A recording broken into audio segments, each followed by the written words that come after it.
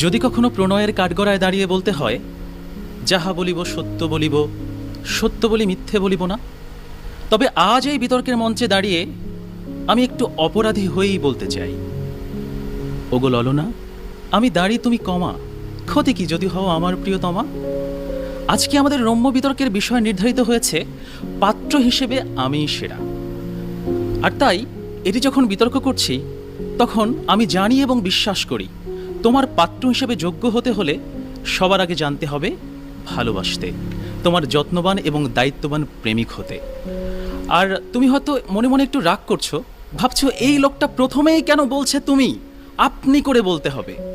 আর এজন্যই তোমাকে যখন প্রথম দেখেছিলাম, তখনই আমার কবি মনটা বলে উঠেছিল, আজকে না হয় হোক আমার একটু অপরাধ, তবুও যদি মেটে আমার তুমি ডাকার স্বাদ। তুমি আমায় দণ্ড দাও, দাও কারাগার, সেথায় হব প্রেম কয়েদি 100,000 বার। দুঃখ পেলে তুমি সখা, ব্যথা পাই আমি, নিকোটিনের ধোঁয়াহীন একলা ঘরে হব তোমার স্বামী। এই যে আমার কথাগুলো শুনে তুমি মিচকি মিচকি হাসছো, তোমার এই হাসিই বলে দিচ্ছে তুমি অন্য কারো নও, তুমি আমার হতে চাও। তুমি এই হাসতে হাসতে হয়তো ভাবছো, আরে আরে এই ছেলেটা নাকি ডাক্তার, একজন ডাক্তার আবার এত রোমান্টিক আর রসিক হয় নাকি? আর আপনারা তো ঠিকই জানেন, একটি মেয়ের বুক ফাটে কিন্তু মুখ ফোটে না। একজন ইঞ্জিনিয়ার কিংবা একজন বিসিএস ক্যাডার এই বিষয়টি কখনোই বুঝবে না, কারণ তার তো কখনো সাইকোলজি নিয়ে পড়াশোনা করেনি। তোমার এই লাজুক হাসিটা আমার হৃদয়ে এসে লাগছে, আমি সুখের মতো ব্যথা পাচ্ছি। আর ডাক্তারি বিদ্যা আমাকে শিখিয়েছে হৃদয়ের কোন ব্যথাটা কীরকম, কোনটি হার্ট অ্যাটাক আর কোনটি লাভ অ্যাটাক। একজন ইঞ্জিনিয়ার, একজন বিসিএস ক্যাডার যেটি কখনোই বুঝতে পারবে না, কারণ তারা তো আর ডাক্তারদের মতো হৃদয় নিয়ে পড়াশোনা করেনি। আর তাই জানি আজকের বিতর্ক শেষে তোমার সিদ্ধান্ত হবে কড়া। তুমি হয়তো ঘোষণা দিবে বিয়ের বাজারে ডাক্তার পাত্রই সেরা। এই যে তুমি মাঝে মাঝে হাসছো, মাঝে মাঝে একটু রাগ করছো, মাঝে মাঝে লজ্জা পাচ্ছ, আবার মাঝে মাঝে চুপ হয়ে যাচ্ছ, এটিকে মেডিকেল সায়েন্স বলে মুড সুইং। কিন্তু আম জনতা, ডাক্তার ছাড়া অন্যরা যেমন ইঞ্জিনিয়ার, বিসিএস ক্যাডার, এরা এটিকে বলবে জিনে ধরা কিংবা জিনের আসর। অনেকগুলো পাবলিকেশন প্রকাশিত হয়েছে, পৃথিবীর সকল সুন্দরী মেয়েরই এরকম মুড সুইং থাকে। তাই তুমি যখন আমাকে ডাক্তার পাত্র হিসেবে বাছাই করবা, আর তারপর যখন কখনো তোমার এমন মুড সুইং হবে, তুমি যখন চুপচাপ বসে থাকবে, তখন আমি তোমাকে জিজ্ঞেস করব কি হয়েছে, তুমি তখন ছোট্ট করে বলবা কিছু না। কিন্তু আমি একজন ডাক্তার বলেই কিন্তু বুঝে ফেলবো হয়েছে অনেক কিছু। তাই আবার তোমাকে জিজ্ঞেস করব কি হয়েছে আমাকে বলো, তখন তুমি একটু রাগ করে বলবে তোমাকে কেন বলবো, তুমি আমার কে। তখন কিন্তু একজন ইঞ্জিনিয়ার, একজন বিসিএস ক্যাডার এই বিষয়টি বুঝতে পারবে না, কিন্তু একজন ডাক্তার বুঝবে তোমার হয়েছে মুড সুইং, তোমার হয়েছে অভিমান, তোমার অভিমান ভাঙাতে হবে। কিন্তু সেই সময় একজন ইঞ্জিনিয়ার, একজন বিসিএস ক্যাডার তোমাকে বলবে ন্যাকামি বন্ধ করো তো। সুতরাং এজন্যই মনীষীরা বলেছেন, ডিসিশন তোমার, যোগ্য ছেলে হারালে কাঁদতে হবে আড়ালে। এই যে তুমি আমার কথা শুনে চুপচাপ বসে আছো, এই যে নীরব আছো তুমি, মুরব্বীরা বলে থাকেন নীরবতাই নাকি মেয়েদের সম্মতির লক্ষণ। আর যে মেয়ে নীরবভাবে সম্মতি প্রদান করে সে হয় পরিবারের লক্ষ্মী মেয়ে। আর যে পরিবারে লক্ষ্মী মেয়ে থাকে সেই পরিবারের বাবা মায়ের থাকে দুশ্চিন্তা, দুশ্চিন্তায় তাদের প্রেশারটা করে আপ ডাউন।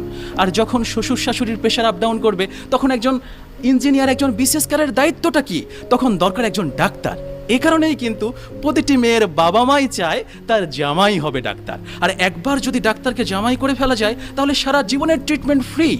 আমাদের প্রিয় কবি জীবনানন্দ দাশ বনলতার প্রেমে পড়েছিলেন। তিনি বলেছিলেন, চুল তার কবেকার অন্ধকার বিদিশার নিশা, মুখ তার শ্রাবস্তির কারুকার্য। কিন্তু একজন বিসিএস ক্যাডার এবং একজন ইঞ্জিনিয়ার কখনোই জানে না প্রিয়তমার সুন্দর চুলকে সুন্দর রাখতে হলে দরকার একজন হেয়ার স্পেশালিস্ট। প্রিয়তমার সুন্দর মুখ এবং সুন্দর ত্বক ঠিক রাখার জন্য প্রয়োজন একজন স্কিন স্পেশালিস্ট। আবার এই যে তোমার একটু একটু হাসি, একটু দুষ্টুমি, একটু পাগলামি, এগুলো বোঝার জন্য দরকার একজন সাইকিয়াট্রিস্ট।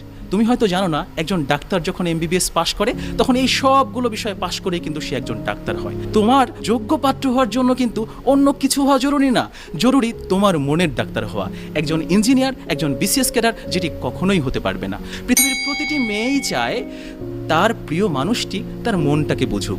তোমার ডাক্তার হয়ে একজন ডাক্তার যেভাবে তোমার মনটা নিয়ে গবেষণা করতে পারবে, একজন ইঞ্জিনিয়ার, একজন বিসিএস ক্যাডার কখনোই সেটা পারবে না। তাই তোমার সিদ্ধান্ত হতে হবে তোমার যোগ্য পাত্র একজন ডাক্তার হবে। তাই অবশেষে বলতে চাই, বিয়ের বাজারে পাত্র হিসেবে ডাক্তারেরই জয় হবে। আর আজ এই বিতর্কে রোমান্সের প্রয়োজনে সাময়িকভাবে বলা সকল তুমি শব্দগুলো আপনি হবে। ধন্যবাদ সবাইকে। এতদিন তো খুব দিয়েছেন রোগীদের পেইন কিলার, এখন দেখি উগরে দিলেন ভালোবাসার ইনহেলার। কথা তো নয়, আপনি যা বললেন তা প্রেমেরই প্রেসক্রিপশন। আপনাকে নিয়ে অপর দুজন এখন করতে। তোমার আমার ভালোবাসা কঠিন কঠিন। এতক্ষণ আমার প্রতিপক্ষ বিসিএস ক্যাডার এবং ইঞ্জিনিয়ার বন্ধুর বক্তব্য শুনছিলাম। আমি বক্তব্য শুনতে গিয়ে হতাশ হয়ে গেলাম, কারণ একজন ইঞ্জিনিয়ার, সে কনস্ট্রাকশন বানাবে, সে বিল্ডিং বানাবে, সে অনেক কিছু করবে, কিন্তু কোথায় ভালোবাসা? একজন বিসিএস ক্যাডার, সে তার ক্ষমতা বলে সরকারি কোয়ার্টারে রাখবে, প্রোটোকল দেবে, কিন্তু তার বক্তব্যের মধ্যে কোনো ভালোবাসা নেই। কত ভয়ঙ্কর একটি কথা, ভাবা যায়? অ্যাকচুয়ালি এজন্যই আমি প্রথমে বলেছিলাম যে ভালোবাসতে হলে প্রথমে হৃদয় বুঝতে হবে। হৃদয় না বুঝলে তো ভালোবাসা যাবে না। তারা হৃদয়ের যে শব্দটাকে ধুকফুক বলে, আমরা সেই শব্দটাকে বলি লাভ ডাভ, অর্থাৎ প্রথমেই রয়েছে লাভ, আর তাই ভালোবাসাটা আমরাই বেশি বুঝি। একজন বিসিএস ক্যাডার আপনার গোলাপ বাগানে আলো ছড়াবে, কিন্তু গোলাপের কোনো যত্ন করবে না। এটা কেমন কথা হয়ে গেল না? একজন ইঞ্জিনিয়ার প্রথমেই এসে বললেন, তুমি যদি নদী হও আমি হব ঢেউ। কেমন একটা কথা হয়ে গেল না? আমরা জানি নদী চায় সাগর, সে সকল বাধা বিপত্তি অতিক্রম করে সাগরের কাছে পৌঁছাবে, আর তিনি হবেন ঢেউ। এটি কেমন কথা? তিনি বললেন, তুমি হবে ববিতা, তোমাকে নিয়ে আঁকা হবে আলপনা, কিন্তু তিনি নিজে কিছুই করবেন না। তিনি সব কিছু তার প্রোটোকল দিয়ে করাবেন। তার মানে তার মধ্যে কোনো ভালোবাসাই থাকবে না। তিনি শুধু তার প্রোটোকল নিয়ে, তার ক্ষমতা নিয়ে থাকবেন। তিনি ঘরে ফিরবেন রাত 9টা থেকে 10টার দিকে। এই সময়টাতে তুমি কিভাবে থাকবে, কিভাবে তুমি কাকে চিন্তা করবে, কাকে ভালোবাসবে, কার কাছে নিজের দুঃখগুলো শেয়ার করবে, সেটি কিন্তু তিনি একবারও বললেন না। অপরদিকে ইঞ্জিনিয়ার সাহেবকে দেখুন, তিনি বললেন তিনি নাকি সুয়েজ খাল খনন করবেন। ভালোবাসার পরিবর্তে তিনি খাল খনন নিয়ে ব্যস্ত। চিন্তা করা যায় বিষয়টি, কত ভয়ঙ্কর একটি কথা তিনি বলে ফেলেছেন। আবার দেখুন, ইঞ্জিনিয়ার আরেকটি কথা বললেন, তিনি সকল দাম্পত্য কলহে বলবেন আই অ্যাম সরি। তিনি সকল দাম্পত্য কলহে বলবেন আই অ্যাম সরি, তার মানে তিনি দোষ করবেন, তিনি বারবার দোষ করবেন, বারবার বলবেন সরি, তিনি একবারও তোমাকে ভালোবাসি বলবেন না। তাই আজকের এই দুজনের বক্তব্য থেকে আমরা কোনো ভালোবাসা দেখিনি। তাদের ক্ষমতা দেখেছি, তাদের স্যালারি দেখেছি, তাদের কনস্ট্রাকশন দেখেছি, তাদের আধিপত্য প্রোটোকল দেখেছি, কিন্তু কোথাও ভালোবাসা নেই। কিন্তু সেখানে একজন ডাক্তার হৃদয়ের কথা বলেছে, ভালোবাসার কথা বলেছে। তাই শেষ করতে চাই একটি গানের কথা দিয়ে।